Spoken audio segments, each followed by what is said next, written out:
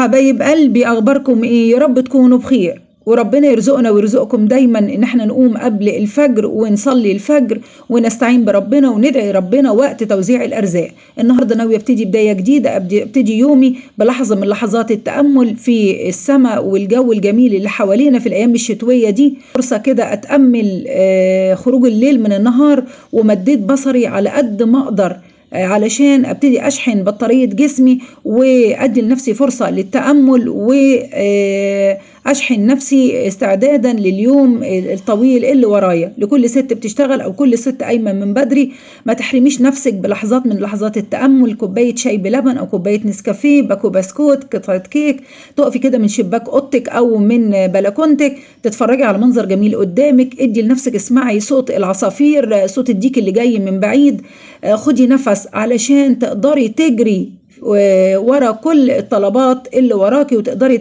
تقدميها، وانت باديه بدايه جديده ليومك بلحظات من التامل. وفي وسط كل اللحظات دي ما تعمليش بقى زي تنسي نفسك وافتكرت ان انا مطلعه كيس لحمه ورايا شغل، مطلعه كيس لحمه ومش عارفه اعمل بيه ايه. قلت احطه على النار اديله فرصه كده يفك بسرعه واشوحه قبل ما انزل، المهم اوفر على نفسي وقت عشان لما ارجع من الشغل. وبسرعه كده كانت اللحمه فكت، اتخلصت من الميه في مصفى وركنت اللحمه على جنب، غسلت الحله كده على السريع، وزي ما قلنا الخطوه دي بنسميها عمليه تنظيف للحمه. غسلت الحله بسرعه وانا عماله افكر يا رب هعمل ايه، يا رب هعمل ايه. حطيت الحله على النار مع شويه سمنه وزيت، ورقه اللورع، عود قرفه، فصين حبهان، وعلى ما السمنه سخنت والحله سخنت كنت انا بقطع اللحمه اللي فكت مكعبات صغيره كده على السريع، علشان انا ناويه اعمل خضار. بس في نفس الوقت انا عماله افكر الكوسه ب 12 جنيه والفاصوليا ب 15 جنيه، انا مش عارفه اعمل ايه ولا ايه. قلت يا بت ما تكركبيش نفسك، سمي الله واستعيني بالله، ونقول كده بسم الله، ونزلنا اللحمه على السمنه والبهارات اللي احنا حطيناها فيها. قلت كده اسيبها تتشوح وتغير لونها، تنزل ميتها وتشربها شويه، وانا عماله افكر يا ترى هعمل بيكي ايه، يا ترى هعمل بيكي ايه. المهم رحت حاطه كده شويه فلفل اسود وفصين توم، دقتهم كده دق خشن، وسبتها بقى تتشوح شويه على النار، وريحتها كده طالعه، وزي ما الجيران بيقولوا مين المجنونه اللي الفجر دي عماله بتطبخ. كانت اللحمه كده اتشوحت، وفي الوقت ده كنت فرمت بصلايه مع قرنين فلفل اخضر واحمر، ورحت نازله بيهم على اللحمه اهي. برضو اللحمه تتشوح في البصل وتشرب ميتها، هسيبها كده لما البصلايه كمان تنزل ميتها واللحمه تشربها، والم حواليا الدنيا والمطبخ واشوف كنت بلم غسيل ولا بنشر غسيل. الله يكون في عون كل واحده بتشتغل او بتصحى من بدري عشان نشوف طلبات بيتها. كانت اللحمه كده اتشوحت، كنت انا حاطه على النار ميه بتغلي، زودت اللحمه طبعا بنزودها ميه سخنه مش ميه بارده، وسبتها. وقلت طبعا انا رايحه الشغل لازم اخد معايا ساندوتش، ومفيش اسرع من ساندوتش بيض بالبسطرمه، حته سمنه فلاحي، حتتين بسطرمه، قرنين فلفل، ونزلت لك بالبيض وكله على السريع. مش قادره اقول لكم انا بنهج ازاي وانا بشتغل والوقت بيجري وعيني على الساعه.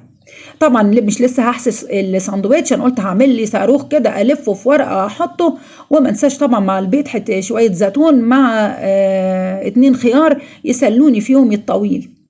طبعا بصيت على اللحمه لقيتها شربت ميتها، قلت لها بس كفايه عليك كده يا جميل، هطفي عليك واسيبك لما ارجع من الشغل وربنا يلهمني واشوف هعمل بيكي ايه. اهو الحمد لله ربنا قدرني ورجعت من الشغل ودخلت كده وانا لسه بهدومي المطبخ، وقررت بعد كل طول تفكير ان انا اعمل لوبيا. زي قلت لكم الكوسه ب 12 جنيه والفاصوليا ب 15 جنيه وكل حاجه مولعه نار، فقلت هعمل شويه لوبيا. نقعت اللوبيا كده بسرعه، وكانت اللحمه بقى رجعتها تاني على النار، ورحت نازله عليها بمعلقتين صلصه وشويه طماطم من الطماطم اللي احنا كنا مخزنينها عبال ما تفك. كنت بقى بعد ما نقعت اللوبيا شويه، وطبعا زي اي بقوليات لازم انقعها شويه، رحت رافعاها على النار اسلقها، وفي نفس الوقت كانت الصلصه شغاله على النار، ما كنتش لسه تبلتها بقى. رحت حط عليها شويه سكر وظبطتها بالملح وشويه شطه وشويه فلفل اسود، وهسيبها كده تتسبك شويه على النار. وقسمت بقى اللحمه اللي انا كنت عاملاها دي، خدت منها شويه في حله وظبطت ملحها، وشلت ورق اللورا وعود القرفه.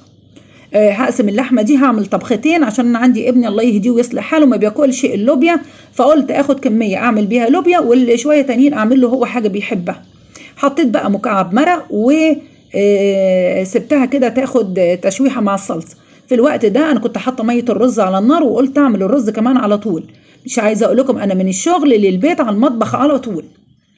المهم اللوبيا كانت استوت، رحت صفيتها ورحت نازله بيها كده على الصلصه بتاعتها. ظبطيها بقى وظبطي السمك بتاعها. كانت الشعريه احمرت، نزلت كده بالرز على السريع، وزي ما احنا عارفين لازم اشوح الرز في الشعريه كويس جدا يسخن، وفي نفس الوقت الميه بتاعت الرز على النار.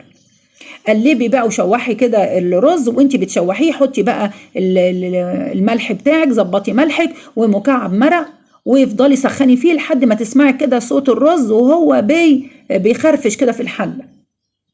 وبعد ما الرز سخن بالشكل ده انزلي بقى الميه واسمعي الطشه، وهو ده لو الميه ما طشتش كده في الرز اعرفي ان الرز هيطلع معجن. خلاص كده هسيبه يغلي، ولما يتشرب هوطي عليه النار. في الوقت ده قلت بعمل الدقه بقى اللي انا بحب احطها على اي خضار بعمله، شويه فلفل حراق او فلفل اخضر مع شويه توم افرمهم واخدهم كده كميه منها وانزل بيها على اللوبيا. هو ده بقى سر الطبخه، شويه التوم النهين اللي في الاخر دول. ظبطي بقى السمك بتاعها، سيبيها تكمل سواها، ظبطي سكرها، زوديها فلفل اسود زي ما تحبي لحد ما توصلي للقوام اللي انت عايزاه.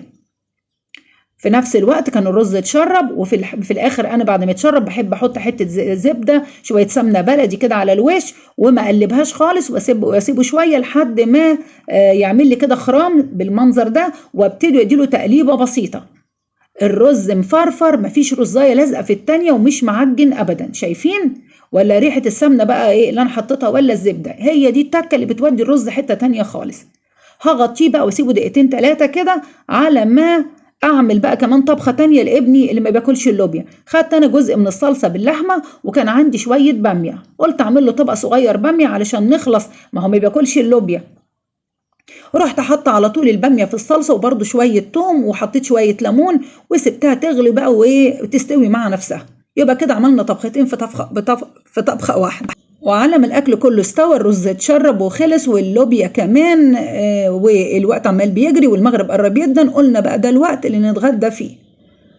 ابتدينا بقى نصب اللوبيا السخنه المولعه نار بريحتها المفحفحه بشويه التوم الني اللي حطيناهم في الاخر، نزلنا بيهم كده في طبق جميل كده يفتح النفس. وطبعا مش هنقدبه قبل ما نمسحه كده وننضف الحروب بتاعته، ونبتدي نحط الاكل على الترابيزه. وبيني كده اللحمه كده على الوش علشان يبان ان دي لوبيا باللحمه. مش عايزه اقول لكم بقى احلى اكله في وقت الشتاء مع شويه رز بالشعريه. الواحد مهما يعمل اكل قرديح يا جماعه ما فيش زي شويه الطبيخ في البيت مع شويه الرز يستروا البيت ويملوه خير وبركه. هنقدم بقى اللوبيا الجميله دي مع شويه الرز اللي بالشعريه المولعين نار، وشويه مخلل الخيار اللي عملته معاكم قبل كده. مش عايزه اقول لكم دي زي ما بقول ده مش صوابع خيار، دي صوابع لوز. وهسيب لكم الرابط بتاعه مخلل الخيار في صندوق الوصف. هنتغدى ونقول بسم الله ونشوفكم بعد الغدا. ومن الغدا بقى للمواعين وتظبيط المطبخ، وبالمره تطلعي البلكونه وتلم الغسيل اللي احنا نشرناه الصبح، ويدخل علينا بقى الليل وجماله بسكونه.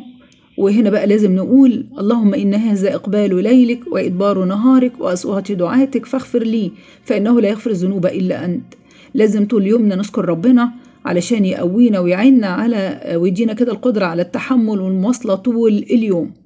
خلاص أنا عملت كل اللي ورايا، وطلعت كده البلكونة أتفرج على جمال القمر وجمال الليل وجمال السماء. مش عايزه اقول لكم الجو كده الشتوي الجميل ده بنسبه الهواء البارده كده تخليكي كده تحسي بالانتعاش. ويومي الحمد لله كده عدى على خير، ملكنا قوت يومنا ونمنا مطمئنين كده ببيتنا. وده نهايه يومنا اللي ابتدينا بذكر ربنا وهننهيه بذكر ربنا. عايزه اقول لكم خلاص انا بركن على السرير، انا بتغمض.